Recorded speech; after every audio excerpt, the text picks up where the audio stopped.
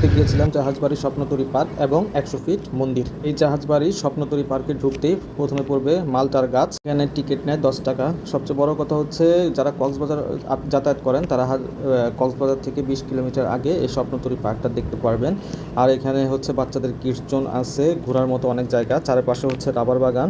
আর দোলনায় হচ্ছে সবাই দেখে একসাথে দোল খেলাম, কারণ ঘুরতে আসছি, একটু মজা না করলে তো হবে না। স্বপ্নতরী পার্কটা হচ্ছে এখন পর্যন্ত এটা ওপেন করেনি, ভিতরে থাকার ব্যবস্থা আছে কিন্তু ওপেন করা হয় না এখন পর্যন্ত।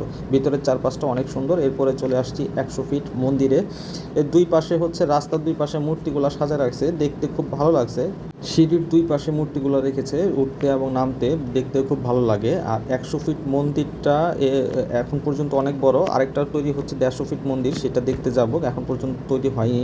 স্বপ্নতরী পার্ক থেকে এই 100 ফিট মন্দির আসতে সময় লাগে মাত্র 10 মিনিট। আজকে এখান থেকে বিদায় নিচ্ছি, নেক্সট যাব রাংকট। যখনই সুযোগ হয় একটু ঘুরি।